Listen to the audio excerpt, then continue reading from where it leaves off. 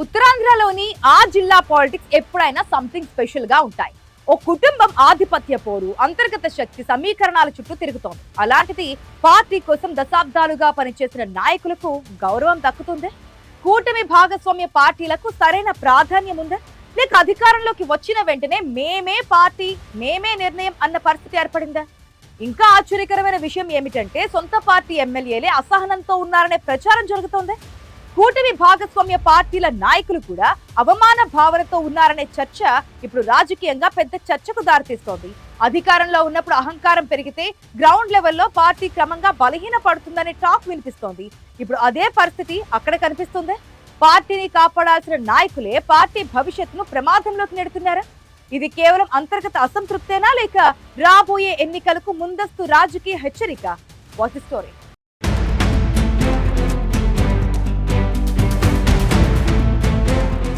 ఉత్తరాంధ్ర రాజకీయాల్లో ప్రత్యేక గుర్తింపున్న జిల్లాలో శ్రీకాకుళంకు ఓ ప్రత్యేకం. రాష్ట్రంలో ఏ పార్టీ అధికారంలోకి వచ్చినా ఆ ప్రభావం అక్కడ స్పష్టంగా కనిపిస్తుంది. 2024 ఎన్నికల్లో తెలుగుదేశం, జనసేన, బీజేపీ కూటమి కలిసొచ్చి ఉమ్మడి శ్రీకాకుళం జిల్లాను క్లీన్ స్వీప్ చేశాయి. వైసీపీపై ప్రజల్లో పెరిగిన వ్యతిరేకత, చంద్రబాబు వ్యూహం, పవన్ కళ్యాణ్ ప్రభావం, కూటమి సమన్వయం ఇవన్నీ కలిసి భారీ విజయానికి కారణమయ్యాయి. అయితే అధికారంలోకి వచ్చిన తర్వాత పరిస్థితులు రివర్స్ అవుతున్నాయనే టాక్ వినిపిస్తోంది. జిల్లాలో కింజరాపు కుటుంబానికి చెందిన ఇద్దరు నేతలకు రాష్ట్ర, కేంద్ర స్థాయిలో మంత్రి పదవులు రావడం రాజకీయంగా కీలక పరిణామంగా మారింది. రాష్ట్ర మంత్రిగా కింజరాపు అచ్చెన్నాయుడు, కేంద్ర మంత్రిగా కింజరాపు రామ్మోహన్ నాయుడు బాధ్యతలు చేపట్టడంతో జిల్లా అభివృద్ధి పరుగులు తీస్తుందని ప్రజలు భావించారు. కానీ ప్రస్తుతం వినిపిస్తున్న విమర్శలు మాత్రం పూర్తిగా భిన్నంగా ఉన్నాయి. జిల్లాలో ఏ కార్యక్రమం జరిగినా, ఏ రాజకీయ నిర్ణయం తీసుకున్నా స్థానిక ఎమ్మెల్యేల కంటే కూడా మంత్రుల ఆధిపత్యమే ఎక్కువగా కనిపిస్తుందనే అసంతృప్తి సొంత పార్టీలోనే పెరుగుతోందని సమాచారం.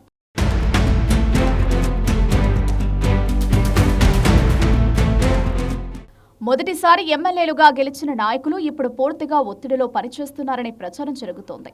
స్వతంత్రంగా నిర్ణయాలు తీసుకునే పరిస్థితి లేకుండా పోయిందనే వాదనలు వినిపిస్తున్నాయి. అధికార వికేంద్రీకరణ జరగాల్సిన సమయంలో అధికారం మొత్తం ఒకే వర్గం చేతుల్లో కేంద్రీకృతం అవుతోందనే విమర్శలు ఇప్పుడు బలంగా వినిపిస్తున్నాయి. ఇంకా ముఖ్యంగా కూటమి భాగస్వామ్య పార్టీలైన జనసేన, బీజేపీ నాయకుల్లో కూడా తీవ్ర అసహనం పెరుగుతోందని రాజకీయ వర్గాలు చర్చిస్తున్నాయి. అందులో ఇప్పుడు అత్యంత హాట్ టాపిక్ గా మారిన అంశం సుడా చైర్మన్ కోరికాన రవికుమార్ వ్యవహారం. జిల్లాలో ప్రజా సమస్యలపై యాక్టివ్గా తిరుగుతూ సుడా నిధులతో పలు అభివృద్ధి కార్యక్రమాలు చేపడుతున్నారు. అయినా ఆ కార్యక్రమాలకు సుడా చైర్మన్ అయిన రవికుమార్ను పిలవకపోవడం, ప్రోటోకాల్ పాటించకుండా పూర్తిగా పక్కన పెట్టడం ఇప్పుడు రాజకీయంగా తీవ్ర చర్చకు దారితీస్తోంది. ఇది కేవలం రాజకీయ విభేదమే కాదని, కావాలనే అవమానించే ప్రయత్నమే అనే అభిప్రాయం జనసేన శ్రేణుల్లో బలంగా వినిపిస్తోంది. అంతేకాదు, జిల్లాలో గణనీయ సంఖ్యలో ఉన్న తూర్పు కాపు సామాజిక వర్గంలో కూడా ఈ పరిణామాలపై తీవ్ర అసహనం పెరుగుతోందనే చర్చ రాజకీయ వర్గాల్లో జోరుగా సాగుతోంది.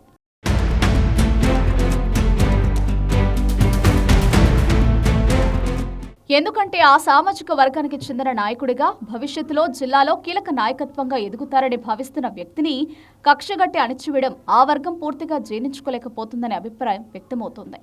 ముఖ్యంగా జనసేన కార్యకర్తలో ఇప్పుడు ఒక ప్రశ్న బలంగా వినిపిస్తోంది. కూటమి అధికారంలోకి రావడానికి తమ కష్టాలు అవసరమైతే అధికారంలోకి వచ్చిన తర్వాత తమ నాయకులకు గౌరవం అవసరం లేదా అని ప్రశ్నిస్తున్నారు. అయితే వ్యవహారంపై రాష్ట్ర, కేంద్ర మంత్రులు ఎలాంటి స్పందన ఇవ్వకపోవడం, జరుగుతున్న పరిణామాలను సరిదిద్దే ప్రయత్నం చేయకపోవడం ఇప్పుడు మరింత చర్చకు దారితీస్తోంది. ఇంకా ఆశ్చర్యకరమైన విషయం ఏంటంటే జిల్లా అధికార వ్యవస్థ కూడా పూర్తిగా కొందరి ప్రభావంలో పనిచేస్తుందనే గుసగుసలు వినిపిస్తున్నాయి. జిల్లా కలెక్టర్ సహా పలువురు అధికారులు సుడా చైర్మన్ కు ఎలాంటి సమాచారం కూడా ఇవ్వకుండా ప్రభుత్వ కార్యక్రమాలను నిర్వహిస్తున్నారనే ఆరోపణలు వినిపిస్తున్నాయి. ఇది కేవలం పరిపాలనా వైఫల్యం కాదని, కావాలనే రాజకీయంగా అణిచివేసే ప్రయత్నమనే చర్చ ఇప్పుడు బలపడుతోంది.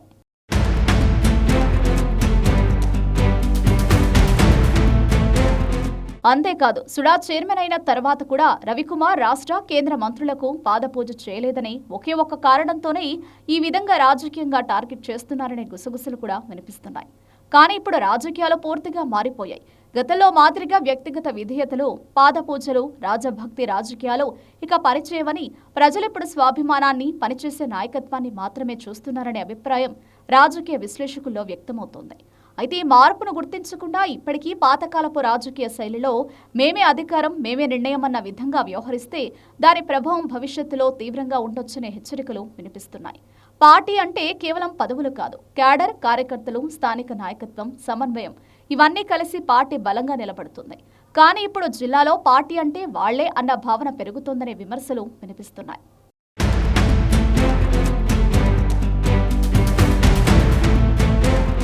చరిత్ర చెబుతోంది, ఏ పార్టీ అయినా స్థానిక నాయకత్వాన్ని అణచివేసి ఒకే కుటుంబం లేదా వర్గం ఆధిపత్యం పెరిగినప్పుడు గ్రౌండ్ లెవెల్లో తిరుగుబాటు మొదలవుతుంది. ఇప్పుడు శ్రీకాకుళం జిల్లాలో కూడా అదే మౌనం కనిపిస్తుందనే విశ్లేషణ వినిపిస్తోంది. ఇదే సమయంలో రాబోయే స్థానిక సంస్థల ఎన్నికలపై కూడా ఈ అంతర్గత అసంతృప్తి ప్రభావం చూపే అవకాశం ఉందనే గుసగుసలు వినిపిస్తున్నాయి. గ్రౌండ్ లెవెల్లో కార్యకర్తలు అసంతృప్తిగా ఉంటే స్థానిక ఎన్నికల్లో పార్టీకి పనిచేసే వ్యవస్థ పూర్తిగా బలహీనపడే ప్రమాదం ఉందని రాజకీయ విశ్లేషకులు హెచ్చరిస్తున్నారు. ముఖ్యంగా జనసేన శ్రేణుల్లో పెరుగుతున్న అసంతృప్తి, తూర్పు కాపు సామాజిక వర్గంలో పెరుగుతున్న వ్యతిరేక భావన రాబోయే స్థానిక సంస్థల ఎన్నికల్లో అధికార కూటమికి భారీ నష్టం చేసే అవకాశం ఉందని గట్టిగా వినిపిస్తోంది. ఇంకా మరో కీలక అంశం ఏంటంటే, 2 నెలల్లోనే ప్రతిపక్ష వైసీపీ మళ్లీ బలపడుతుండడం. అధికార పార్టీలో అసంతృప్తిగా ఉన్న కొంతమంది నాయకులు, కార్యకర్తలు కూడా ఇప్పుడు వైసీపీ వైపు చూస్తున్నారనే చర్చ తెలుగుదేశం పార్టీకి రాజకీయ హెచ్చరికగా మారుతోంది.